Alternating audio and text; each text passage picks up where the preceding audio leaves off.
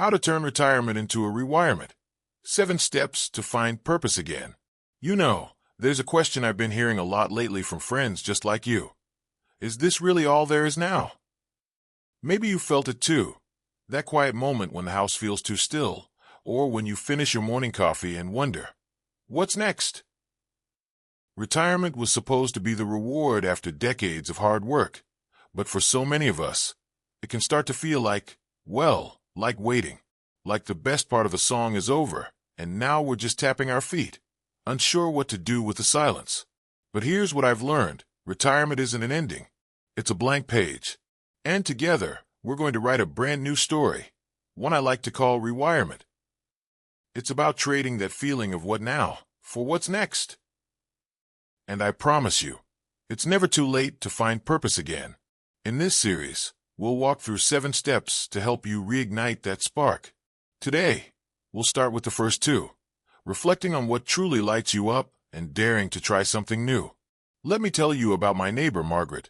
She spent 40 years teaching 3rd grade. When she retired, she felt lost without her classroom. One day, she mentioned how she missed the kids' laughter and that aha moment when a concept clicked for them. So I asked her, Margaret, what part of teaching made your heart sing? She thought about it and said, seeing their eyes light up when they finally understood. That's when it hit her.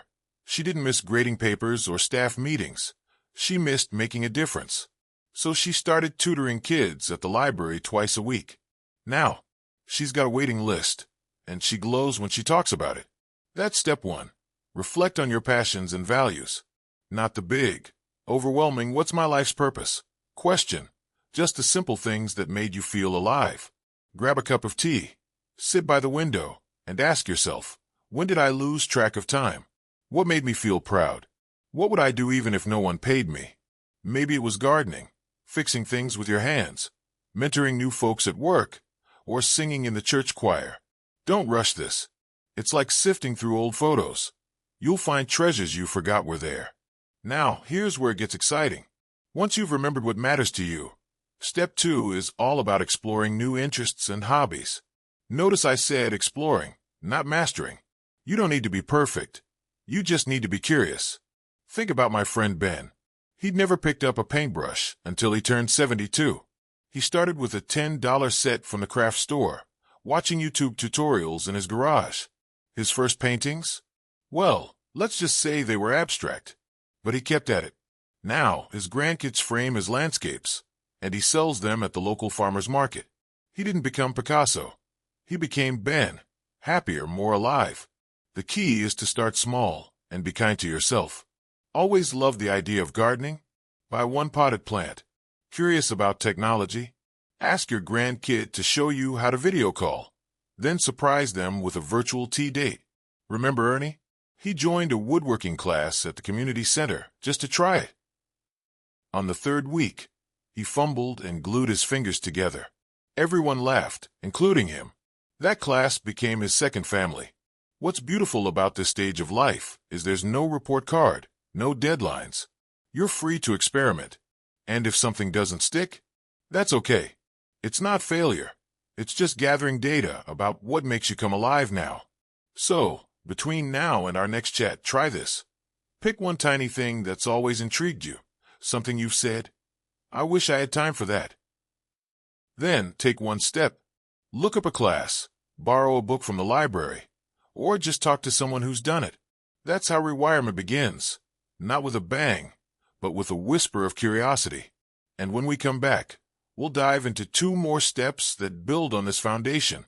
How to connect with others who share your passions, and how to weave your skills into something meaningful. Because this isn't just about filling time, it's about filling your soul. Until then, I'd love to hear.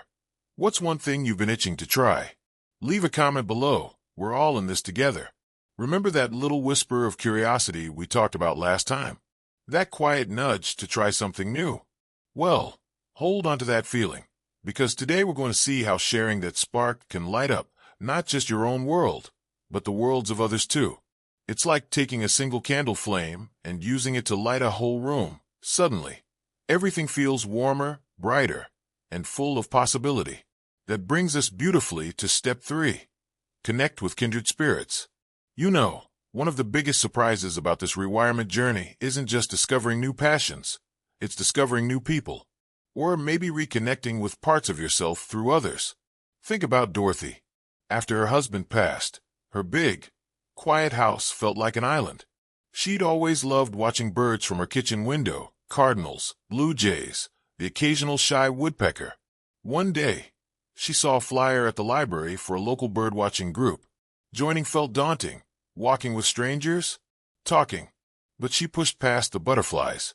That first Saturday morning, bundled up in the nature preserve, she met Evelyn. Turns out, Evelyn also lost her spouse and found solace in the quiet company of feathered friends. They didn't just spot a rare yellow warbler that day. They spotted the beginning of a deep, understanding friendship. Now, they're planning a trip to a coastal bird sanctuary together. Dorothy's house isn't so quiet anymore. It's filled with field guides, shared laughter over misidentified sparrows, and the comfortable hum of companionship. Connection isn't always about finding a whole group, though. Sometimes, it's just one person who gets it. Maybe it's the fellow knitter in the yarn shop who admires your stitch, the man at the community garden who shares tips on growing tomatoes, or the woman in the memoir writing class whose stories resonate with yours. These connections weave threads of belonging into the fabric of your days. They remind you that your interests matter, your experiences are valuable, and you're not navigating this chapter alone. So, if you felt that flutter of excitement about trying pottery, or genealogy, or learning Italian, seek out others who share that spark. Check the bulletin board at the senior center, the local library, or even an online group tailored to our generation. Take a deep breath and show up. You might just find your Evelyn. Now, let's talk about something truly powerful, something you carry with you every single day, maybe without even realizing its immense value. Step 4. Repurpose your skills and wisdom. Retirement doesn't erase a lifetime of learning, problem-solving, and creating. Oh no, my friend. Those skills, that hard-earned wisdom, they're pure gold.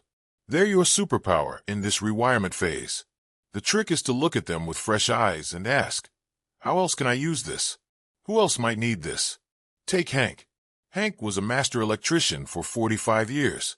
When he retired, he missed the satisfaction of troubleshooting, of making things work, of seeing the relief on a homeowner's face when the lights came back on. He tried fishing. He tried golf, but something was missing. Then he heard about a local nonprofit that helps low-income families with essential home repairs. They desperately needed skilled volunteers. Hank showed up, toolbox in hand. Suddenly, his decades of knowledge weren't just memories. They were changing lives. He's not just fixing wiring. He's ensuring a single mom has safe lights for her kids to do homework. He's helping an elderly couple stay warm with a functioning furnace. The sparkle is back in Hank's eyes, fiercer than ever. He found a way to channel his expertise into profound purpose. Your skills might look different. Maybe you were a whiz at organizing schedules, think community event planning. A patient listener, consider mentoring a young person. A talented baker, how about donating treats to a shelter or teaching a class? Or someone who always calmed frazzled nerves, volunteering at a hospital information desk. Don't underestimate the value of what you know. That knack for explaining complex things simply? A local literacy program needs you. Your meticulous record-keeping? A historical society would treasure you. Your garden bursting with blooms? Sharing cuttings or knowledge with a neighborhood gardening project spreads beauty. Repurposing isn't always about formal volunteering. It could be teaching your grandchild how to change a tire, using the patience you learned managing teams, writing down family stories, using the communication skills honed in your career, or even starting a small, joyful side project, like refinishing furniture if you were handy, or offering gentle bookkeeping, help to a friend's small business. It's about recognizing that your capabilities are transferable treasures, ready to be polished and offered in new, meaningful ways. See how steps 3 and 4 intertwine. Connecting with others often reveals opportunities to share your skills, and using your skills naturally draws you towards kindred spirits. It creates a beautiful ripple effect. Hank found his tribe at the repair nonprofit. Dorothy found her friend while pursuing her passion. When you share what lights you up and what you're good at, You stop just filling time. You start fulfilling moments, yours and others. So, as we pause here, think about this. What's one skill or piece of wisdom you possess that feels like it's just waiting for a new stage? And who might you connect with? Even just one person who shares a spark of interest with you. Jot it down, even just a mental note. Because next time, we want to tackle something that often holds us back, even when we feel that spark, fear. We'll talk about overcoming the what-ifs and embracing the incredible possibilities waiting just on the other side of trying. It's going to be liberating. Until then, I'd love to hear. Have you found a kindred spirit lately? Or discovered a surprising new way to use an old skill? Share your story in the comments below. Your journey might be the very nudge someone else needs. You know that little flutter in your stomach when you think about trying something new or stepping back out there. Maybe it whispers, "What if I look foolish?" Or is it too late for me? Or perhaps it's a louder voice that says, "I tried something once, and it didn't work out, why bother?" That, my friends, brings us right to step 5. Embrace courage and overcome fear. Let's be honest. Fear is a natural companion at any age, but sometimes it can feel louder after 60. It might dress up as practicality. I'm too set in my ways. Embarrassment. Everyone will think I'm silly. Or even grief for paths not taken. I should have done this years ago. But here's the beautiful truth I've witnessed time and again. Courage isn't the absence of fear. It's feeling that flutter and stepping forward anyway. It's reclaiming your right to try, stumble, learn, and grow, no matter what the calendar says. Think about my cousin Arthur. Arthur had always dreamed of traveling, seeing the Grand Canyon, walking the streets of Dublin. But after his wife passed, the thought of going alone felt terrifying. The what-if swarmed. What if I get lost? What if I feel lonely? What if it's not as wonderful as I imagined? For 2 years, he stayed put, the brochures gathering dust. Then, his granddaughter showed him photos from her solo trip to Spain. Seeing her joy, mixed with his own longing, sparked something. He didn't book a round-the-world ticket. He started small, a weekend bus tour to a nearby historic town. He felt awkward at first, eating dinner alone. But he struck up a conversation with another widower on the tour, and they ended up sharing stories over pie. That small success gave him the courage to book a week in Ireland with a senior travel group. Did he get a little turned around in Dublin? Sure, but he also felt an incredible surge of pride navigating back to his hotel. He sent us a picture of himself grinning under a rainbow at the cliffs of Moher. The caption, "Never too late for wonder." Arthur didn't vanquish fear. He walked alongside it, and it grew quieter with every step. So, how do you quiet your what-ifs? Start by naming them. Write down the specific fear holding you back. Then, ask yourself, what's the smallest, safest step I could take towards this? Just to test the water? For Arthur, it was a short, guided trip close to home. For someone wanting to join a choir, but fearing their voice isn't good enough. Maybe it's just attending a rehearsal to listen. For someone nervous about technology, it might be asking a patient friend to sit with them while they send their first email. Celebrate that tiny step. Each one builds your courage muscle. Remember Ben, our painter from part 1? His first brave step wasn't selling landscapes. It was buying that $10 paint set. Now, let's gently shift our focus inward to a powerful force that truly transforms rewirement from an activity into a state of being. Step 6. Cultivate gratitude in presence. This isn't about ignoring life's real aches or losses.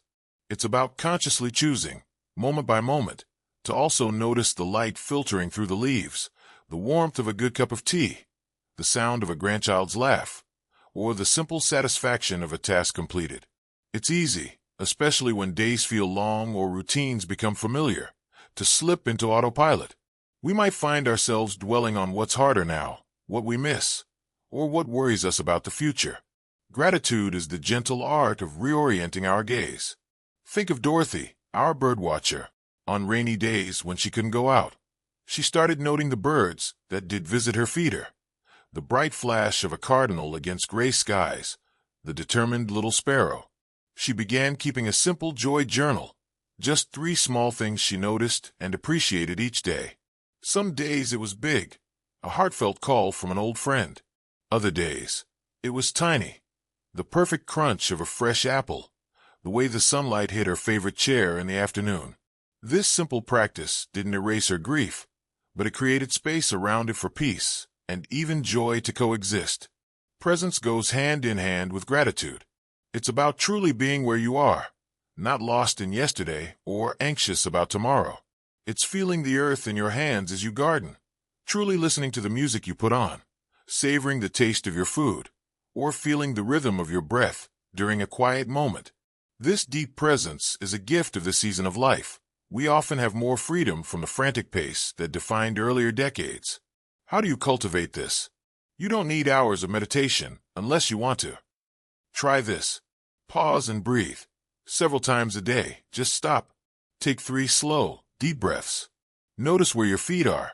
Look around and name one thing you see, one thing you hear, one thing you feel. Savor the senses.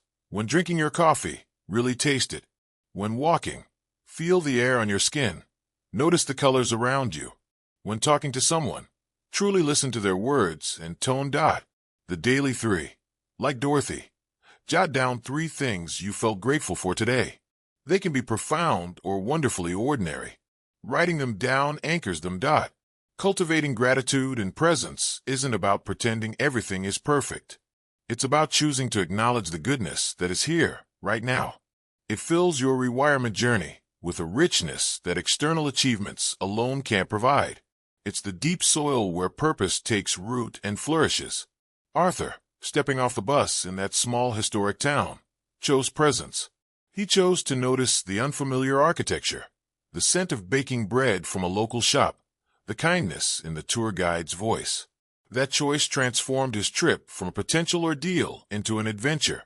So, as we move towards wrapping up our journey together next time, consider this. What's one small, brave step you feel nudged to take? And what's one simple thing, right here, right now, that you can pause and truly appreciate? Hold on to those thoughts, because in our final part, we'll weave all these threads together into something truly lasting, creating your unique legacy. It's not about monuments. It's about the living impact of your rewired spirit. It's going to be inspiring. Until then, I'd love to hear. What's one moment of simple presence or gratitude you've experienced recently? Share it below. Your words might be the spark of recognition someone else needs today. We've journeyed together through rediscovering your spark, connecting with kindred spirits, repurposing your golden skills, finding courage in the face of whispers of doubt, and cultivating the quiet, powerful art of presence and gratitude. It's been a path of gentle reawakening, hasn't it? Now we arrive at the heart of it all, the beautiful culmination of your rewirement. Step 7. Define and live your unique legacy, right now. When we hear legacy, grand images might spring to mind. Statues, foundations, vast fortunes. But the legacy I'm talking about, the one that truly matters in the rewired life, is far more intimate, far more powerful, and absolutely within your grasp today. It's the imprint of your spirit on the world around you, the way you make people feel, the wisdom you share, the small acts of kindness that ripple outward long after you've turned the corner. It's not something saved for the end. It's something you actively weave into the fabric of your days, starting this very moment. Think about Phyllis. Phyllis loved to cook. Not fancy gourmet meals, but the hearty, comforting dishes passed down from her mother. The perfect pot roast, the flakiest pie crust, the soup that could cure any winter chill. After her husband passed, cooking for one felt empty. The joy had gone out of it. Then her grandson asked her to teach him how to make her famous chocolate chip cookies. The ones that taste like childhood, Nana, he'd said. As they stood side by side in her kitchen, flour dusting the counter, Phyllis didn't just teach him measurements. She shared stories. She told him about the time she accidentally used salt instead of sugar, a disaster. About baking cookies for his dad's first school play. About the secret of letting the dough chill just right. That afternoon, she realized her legacy wasn't just the recipe card. It was the warmth of the kitchen, the shared laughter, the passing on of love and resilience through something as simple as a cookie. She started a handwritten recipe book for each of her grandchildren, filled not just with instructions, but with little anecdotes and life lessons tucked beside each dish. That is her living legacy, nourishing bodies and hearts, one story, one batch of cookies at a time. Your legacy might look completely different. It could be the gift of listening, truly hearing the young cashier who seems overwhelmed, offering a kind word without judgment, becoming the calm presence someone remembers years later. Sharing your story, writing down your experiences, the triumphs, the stumbles, the lessons learned, not for publication, but for your family, preserving your unique voice and perspective for generations you may never meet. The stewardship of beauty, tending a community garden plot, leaving wildflowers by a neighbor's door, or quietly picking up litter on your daily walk, leaving places a little lovelier than you found them. The power of encouragement, being the person who sees potential in others, telling the hesitant new member of the book club how much you value their insight, cheering on a friend trying something brave, offering genuine praise to a grandchild for their effort, not just their achievement. The thread of connection, being the one who remembers birthdays, who checks in on a friend who's been quiet, who fosters a sense of belonging in your family or community, reminding people they matter, they are seen. Living your legacy isn't about scale. It's about sincerity and consistency. It's about aligning your daily actions with what you truly value, the kindness, the wisdom, the creativity, the resilience you've nurtured on this rewirement journey. It's understanding that every interaction, every choice infused with intention, sends a ripple into the world. Hank, our electrician volunteering his skills, isn't just fixing wires. He's leaving a legacy of safety, dignity, and community care. Dorothy, sharing birdwatching moments with Evelyn, is leaving a legacy of friendship found in unexpected places. Ben, painting landscapes for his grandkids, is leaving a legacy of creativity embraced at any age. So, how do you start defining and living your unique legacy right now? Reflect on your values. Look back at step 1. What truly lights you up? What matters most to you? Kindness, learning, creativity, justice, family, nature? Your legacy flows naturally from these core values. Ask, how do I want to be remembered? Not for your job title or possessions, but for how you made people feel. As someone who was kind, encouraging, wise, full of curiosity, reliable, joyful. Identify small, meaningful actions. What can you do today, this week, that embodies those values and how you want to be remembered? It could be a phone call, a handwritten note, sharing a skill, an act of quiet service, or simply offering your full, present attention. Do it consistently. Legacy isn't built in one grand gesture, but in the accumulation of small, heartfelt acts done over time. Make these actions part of your rewired rhythm. Rewirement isn't just about filling your own days with purpose and joy, though that is wonderfully important. It's about how that inner light naturally spills over, touching others and shaping the space you occupy in ways both seen and unseen. When you live authentically, courageously, and gratefully, guided by your rediscovered spark, you become a beacon. You show others, simply by being you, that life after 60, 70, 80 and beyond is not a dimming, but a different kind of brilliance, rich with depth, connection, and the profound power to leave the world softer, brighter, and better than you found it, one intentional moment at a time. So, my dear friend, as we close this series, remember this. Your story isn't over. You've turned the page from retirement to rewirement. You hold the pen. You have the wisdom, the skills, the courage, and the capacity for deep appreciation. Now, go out and write your next magnificent chapter, one lived legacy moment at a time. Plant the seeds of kindness, share your unique light, and watch how your rewired spirit continues to bloom and bless the world around you. You've got this, and I am cheering you on every single step of the way. Before you go, share your rewirement spark. What's one small legacy moment you've experienced or hope to create? Tell us in the comments below. Your story could inspire someone else to take their next brave step. Found this series helpful? Give this video a thumbs up. It lets me know this matters to you. Want more conversations like this? Hit that subscribe button and tap the notification bell. We're building a wonderful community right here, supporting each other as we embrace this vibrant chapter. Thank you for sharing this journey with me. Here's to your extraordinary rewired life. May it be filled with purpose, connection, courage, deep joy, and a legacy that shines brightly right now.